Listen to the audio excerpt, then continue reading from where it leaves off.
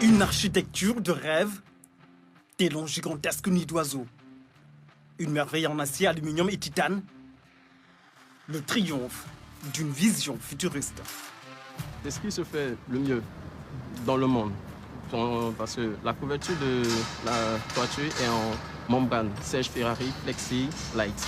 Et c'est l'une des meilleures membranes qui s'utilisent dans la plupart des stades au monde. Donc l'ensemble des technologies que nous avons intégrées dans le stade répond aux normes FIFA et qui répond aux dernières technologies utilisées dans les stades modernes en Europe comme en Afrique. Le stade peut accueillir plus de 50 000 spectateurs. Et ces spectateurs, on a les spectateurs VIP, les VVIP et les journalistes, on a une tribune presse. C'est tout cela qui constitue les 50 000 spectateurs. Ensuite, toute la charpente métallique qui constitue la moitié de la tour Eiffel.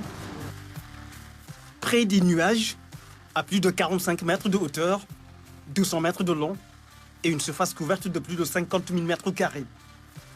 C'est le fleuron d'une longue suite de percées architecturales. La façade du projet, comme vous l'avez constaté dans les images, c'est une façade constituée de plaques perforées.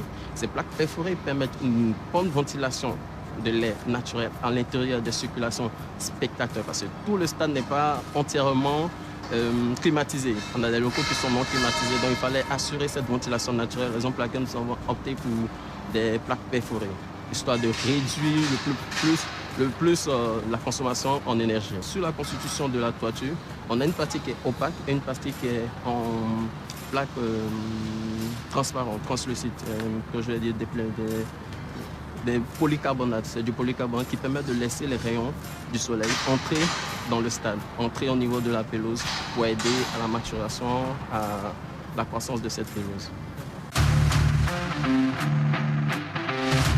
Le stade du Sénégal dans toute sa splendeur. Un système d'éclairage à la pointe de la technologie. Le reflet d'un rayonnement footballistique qui aujourd'hui procure un sentiment de fierté.